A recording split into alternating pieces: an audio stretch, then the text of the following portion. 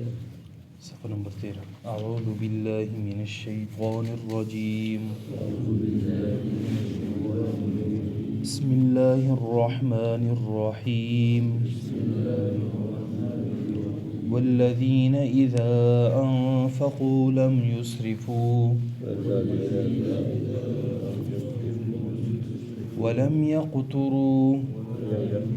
وكان بين ذلك قواما والذين لا يدعون مع الله إلها آخر ولا يقتلون النفس التي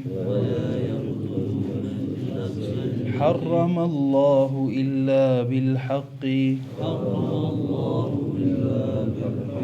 ولا يزنون ومن يفعل ذلك يلقى أثاما يضاعف له العذاب يوم القيامة ويخلد فيه مهانا إلا من تاب وآمن وعمل عملا صالحا فأولئك يبدل الله سيئاتهم حسنات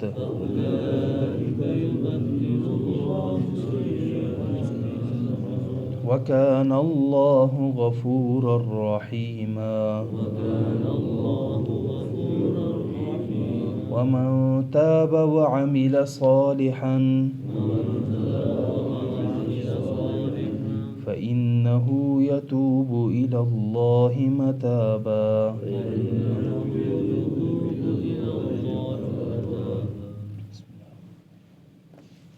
والذين إذا أنفقوا اور وہ لوگ جب وہ خرچ کرتے ہیں لم یسرفوا تو ضائع نہیں کرتے ولم یقتروا اور نہ ہی کنجوسی کرتے ہیں وکان بین ذلک قواما اور ہوتے ہیں اس کے درمیان اعتدال والا طریقہ والذین لا يدعون مع اللہ اور وہ لوگ ہیں جو نہیں پکارتے اللہ کے ساتھ الہا آخر دوسرے کسی کو معبود ولا يقتلون النفس التي اور قتل نہیں کرتے کسی جان کو التي حرم اللہ وہ جو اللہ نے حرام کیا الا بالحق مگر حق کے ساتھ ولا یزنون اور نہ ہی زنا کرتے ہیں ومن يفعل ذلك اور جو بھی ایسا کرے گا یلقى اثاما اٹھائے گا بڑا گناہ یضاعف له العذاب دگنا دیا جائے گا اسے عذاب قیامت کے دن وَيَخْلُدُ فِيهِ مُهَانًا ہمیشہ رہے گا اس میں ذلیل ہو کر إِلَّا مَن تَابَ سوائے وہ شخص جس نے توبہ کی وَآمَنَ وَعَمِلَ عَمَلًا صَالِحًا اور ایمان لایا اور نیک صالح عمل کرنے لگا فَأُولَئِكَ يُبَدِّلُ اللَّهُ سَيِّئَاتِهِمْ حَسَنَاتٍ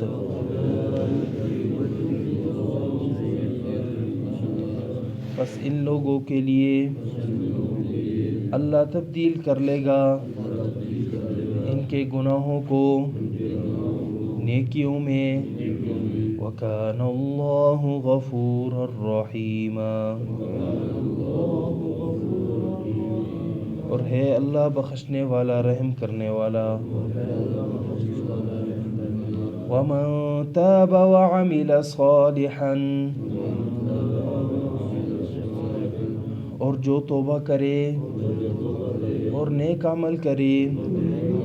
فَإِنَّهُ يَتُوبُ إِلَى اللَّهِ مَتَابًا یقیناً اس کا رجوع اللہ ہی کی طرف ہے والذین اذا انفقوا لم يسرفوا ولم يقتروا وكان بين ذلك قواما ماقبل اللہ رب العزت نے قدرت کی نشانی بتائی اور برکات دہندہ ہونے کا دوبارہ اعادہ فرمایا کہ اللہ ہی ہے جو برکات کو دینے والا ہے اور اس کائنات کو وجود بخشنے والا بھی وہی ہے، اس میں سورج کو اور چاند کو پیدا کرنے والا بھی وہی ہے، رات اور دن کو ایک دوسرے کے پیچھے قرار دینے والا بھی اللہ ہے۔ لیکن یہ ساری قدرت کی نشانیاں سمجھ اس شخص کو آئیں گی جو یہ ارادہ کرے کہ ان یذکر کہ وہ نصیحت حاصل کرنے کا یا وہ شکر بجا لانے کا ارادہ کرے تو اسے سمجھ آئیں گی۔ اور رحمان کے بندے تو وہ ہے جو زمین پر نرمی کے ساتھ چلتے ہیں، اور جاہل لوگ جب ان سے بات کرتے ہیں تو وہ سلام متارکت کرنے لگ جاتے ہیں، یعنی ان کے ساتھ بات چیت کو بڑھاتے نہیں ہیں بلکہ چھوڑ لیتے ہیں۔ اور یہ لوگ جو ہے اپنے رب کے سامنے راتوں کو اٹھتے ہیں اور جو ہے سجدہ کرتے ہیں اور قیام کرتے ہیں، والذین یقولون اور یہ دعا کرتے ہیں کہ ہمارے رب ہم سے جہنم کے عذاب کو پھیر دے، یقیناً جہنم کا عذاب جو ہے وہ چمٹ جانے والا ہے اور وہ برا ٹھکانہ اور برا مقام ہے۔ یعنی راتوں کو اٹھ کے بڑی عبادت کرنے سے بہت سے افراد اس طرح ہو جاتے ہیں کہ وہ سمجھ جاتے ہیں کہ 8 رکعت تہجد پڑھنے سے بس ہم جو ہے جیسے مریں گے تو جنت جو ہے ہمارا منتظر ہے۔ یعنی یہ نہیں ہے، بلکہ وہ اپنے اتنے بڑے راتوں کو جا کر وہ اللہ کے سامنے سجدہ اور قیام کرنے کے باوجود بھی اللہ رب العزت سے جہنم سے پناہ مانگتے ہیں۔ تو جتنا زیادہ ڈر اتنا زیادہ یعنی تقوی ہوتا ہے۔ یعنی تقوی کا معیار کیا ہو؟ تقوی کا معیار یہی ہے کہ جتنا اللہ رب العزت سے ڈرے گا اتنا زیادہ تقوی دار ہوگا۔ والذین اذا انفقوا لم یسرفوا اور وہ لوگ جب وہ خرچ کرتے ہیں لم یسرفوا تو اسراف نہیں کرتے، بے جاز صرف نہیں کرتے اپنے مال کو، ولم یقتروا اور نہ ہی جو ہے کنجوسی کرتے ہیں، وکان بین ذلک قواما اور وہ ہوتے ہیں ان کے درمیان اعتدال والا طریقہ اپنا کر، یعنی وہ اعتدال کے ساتھ اپنے مال کو خرچ کرتے ہیں۔ مال کثرت کے ساتھ آ گیا تو اس کا یہ مطلب نہیں ہے کہ انسان بے جا صرف کرنے لگ جائے، کہ جہاں یعنی تھوڑے پیسوں کی ضرورت ہے وہاں زیادہ پیسے صرف کرے، بلکہ ایک اعتدال کے طریقے سے جو ہے وہ صرف کرنا شروع کر دے، اور نہ ہی کنجوسی اپنائے، اس لیے کہ کنجوسی بھی اللہ کو پسند نہیں ہے۔ اس طرح جو ہے حاتم طائی کے متعلق جو ہے جتنی روایات آتی ہیں انسان کے لیے بہت سی سبق آموز واقعات ہیں۔ مفسرین لکھتے ہیں کہ حاتم طائی یعنی ان کے بیٹا جو ہے حاتم طائی تو نبی علیہ السلام کا زمانہ نہیں پایا، البتہ اس کے بیٹے عدی بن حاتم نے جو ہے نبی علیہ السلام کا زمانہ پایا اور صحابی بنے۔ تو حاتم طائی کے متعلق آتا ہے کہ 18 مرتبہ اس نے اپنے مال کو مکمل طور پہ ختم کیا، اور اتنا یعنی اس کی سخاوت کے جو ہے اتنے زیادہ کہ یعنی مفسرین لکھتے ہیں کہ اگر کوئی شخص اس سے کوئی چیز مانگنے آ جاتا تو وہ اسے دے دیتا، پھر وہی شخص اگلے دروازے سے جو ہے دوبارہ آ جاتا تو پھر بھی وہ یہ نہیں کہتا کہ تو نے پچھلے دروازے سے تو لے لیا ہے، بلکہ وہ دوبارہ دے دیتا، یعنی سخاوت کی ایک انتہا تھی اس کے پاس۔ تو اس لحاظ سے اس کے ایک جو ہے یعنی سخاوت کے لیے ایک معیار بھی ہے ہمارے لیے کہ ہم اللہ کے راستے میں کثرت کے ساتھ جو ہے وہ خرچ کریں۔ آپ صلی اللہ علیہ وسلم بھی رمضان المبارک کی جیسی ہوائیں چلتی آپ صلی اللہ علیہ وسلم کمر کس لیتے عبادات میں، اسی طرح ریاضات میں، اور خصوصاً اللہ کے راستے میں خرچ کرنے میں۔ رمضان المبارک میں خصوصی طور پر آپ صلی اللہ علیہ وسلم خرچ فرمایا کرتے تھے۔ والذین لا يدعون مع اللہ اور وہ لوگ ہیں اللہ کے بندے، رحمان کے بندے وہ ہیں کہ لا يدعون مع اللہ وہ اللہ کے سوا کسی اور کو نہیں پکارتے۔ سب سے بڑی شرک فی الدعاء کا یہاں ذکر ہے کہ اللہ کے سوا کسی کو پکارنا بھی نہیں ہے۔ ما فوق الاسباب کسی کو اگر پکار رہا ہے کوئی بھی شخص، یہ شخص جو ہے دائرہ اسلام سے نکل جاتا ہے۔ اور یہاں پر رحمان کے بندے وہ ہیں کہ جو اللہ کے سوا کسی اور کو نہیں پکارتے، پکارتے ہیں تو ایک اللہ کو پکارتے ہیں۔ ما تحت الاسباب تو ہر ایک کو پکارتے ہیں، لیکن ما فوق الاسباب میں ایک اللہ کو پکارتے ہیں۔ یعنی ما فوق الاسباب اور ما تحت الاسباب کا فرق یہ ہے کہ اسباب جہاں تک ہیں وہاں تک تو سب کو پکارتے ہیں، جہاں اسباب نہیں ہے وہاں صرف اور صرف اللہ کو پکارتے ہیں۔ اور جو لوگ اپنے پیر استانوں سے یہ سمجھ کر کہ دیکھو یہ ہماری پکاروں کو سننے والے ہیں، تو دیکھیں یہ ما فوق الاسباب ہے، اللہ نے سبب ہی ختم کر دیا ہے۔ یہ یہاں سے بیٹھ کر بغداد کے شیخ کو پکارنا، دیکھو یہاں اسباب ختم ہیں، اور اسباب کے ما فوق الاسباب جو بھی پکارے اس طرح یہ شرک بن جاتا ہے۔ صرف یہ کہ اللہ ہی کو پکارنا یہی اصل توحید ہے۔ وَلَا يَقْتُلُونَ النَّفْسَ الَّتِي حَرَّمَ اللَّهُ، اور قتل نہیں کرتے کسی جان کو، الَّتِي حَرَّمَ اللَّهُ إِلَّا بِالْحَقِّ، وہ جسے اللہ نے حرام ٹھہرا لیا ہے، إِلَّا بِالْحَقِّ، مگر ٹھیک ٹھیک حق کے ساتھ۔ یعنی اللہ رب العزت نے حدیث میں آتا ہے، نبی صلی اللہ علیہ وسلم نے فرمایا کہ مسلمان کا دم، مسلمان کا خون جو ہے وہ اللہ رب العزت نے مسلمان پر حرام قرار دیا ہے کہ اس کے خون کی حفاظت کرے۔ اور یہاں الا بالحق ذکر کیا، یعنی 3 وجہ سے جو ہے مسلمان کا خون جو ہے وہ جائز ہے، اس کے علاوہ کسی لحاظ سے بھی مسلمان کے خون کو ضائع کرنا یہ بالکل جائز نہیں ہے۔ ایک یہ ہے کہ زانی ہو اور زانی بھی محسن ہو، یعنی شادی شدہ زانی، اس کو رجم کر دیا جائے اور رجم کرنے کے ساتھ مار دیا جائے۔ پھر دوسرے نمبر پر قتل بالنفس، کہ کسی نے کسی کو جان بوجھ کر قتل کیا ہے اور قاتل جو ہے اس نے معافی نہیں کیا، یعنی قاتل کو اس نے مقتول کے ورثاء نے معافی نہیں کیا بلکہ اسے قصاص کا مطالبہ لے رہے ہیں، تو بس جو ہے اسے